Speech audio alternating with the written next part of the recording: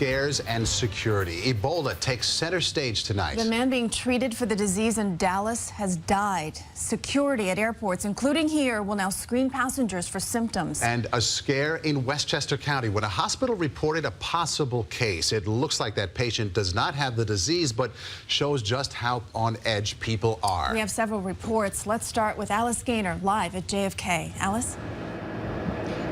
Beginning this Saturday, JFK Airport becomes one of 5 airports here in the country to begin taking the temperatures of travelers who come from West Africa. Now, to do so, they will use non-contact thermometers. They'll also be tracking all of these travelers.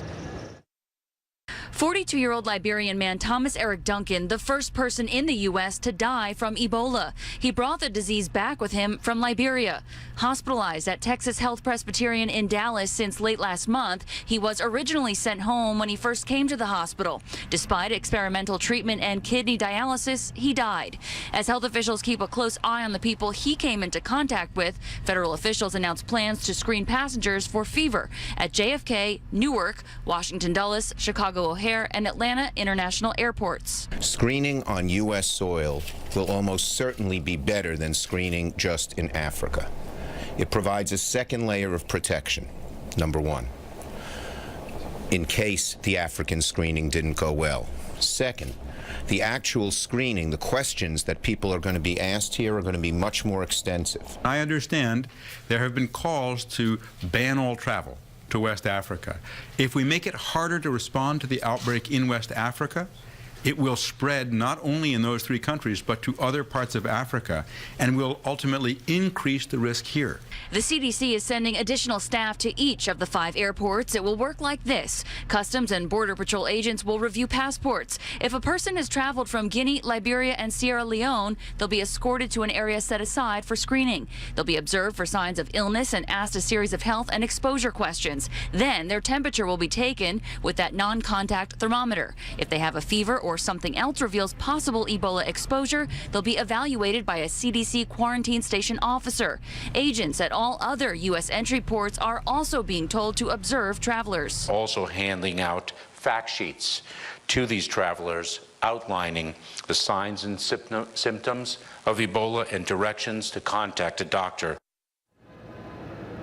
Again, JFK will begin this additional screening Saturday. All 4 other airports, including Newark, will implement it next week. We are live outside of JFK Airport. Alice Gaynor, CBS 2 News. Alice, thank you. There's also a second patient who may have been exposed to Ebola in Texas. That person was transported by ambulance to a hospital there. We're told the patient first walked into an urgent care clinic in Dallas with flu-like symptoms. The patient says he recently traveled from West Africa. Well, an Ebola scare closer to home. A Westchester hospital put a man displaying symptoms of the virus into isolation overnight. The patient thought he may have come into contact with someone with Ebola. The man has not been tested, but doctors have ruled out the disease. Since August, the county's health department has received 11 possible Ebola cases, and health officials say that this just shows Westchester Hospital and staff are on alert and following proper protocol. Being ready, by the way, for the threat of the Ebola virus means medical staff must know what to do when facing a possible Ebola case. CBS 2's Don Champion shows us how they're preparing here in New York City. This is a look inside an isolation room at New York City's Bellevue Hospital. There is controlled access, and it is an airtight room. Any suspected Ebola patient would be immediately sent here. Once inside, doctors and nurses would treat the patient wearing protective gear like this. Even the waste from a patient is specially handled to avoid contamination. The waste has to be basically taken up to a very high temperature and essentially sterilized in the way that you would sterilize an instrument for use in the operating room. The precautions taken inside the hospital with potential Ebola patients are all listed on a detailed checklist sent out by the Centers for Disease Control. There are even guidelines on what first responders should do. In the field, paramedics and emergency medical technicians have to wear gear that protects them from fluids. They are also urged to limit the use of needles and similar equipment while transporting a patient. Crystal Wilfong is an EMT in North Carolina. We never know what we're walking into on an emergency, especially when someone invites us into their home. To test readiness, hospitals are even hiring actors to pose as Ebola patients. They're seen, observed, and as soon as they're isolated, the exercise stops, and we then sit down and learn which things worked really well.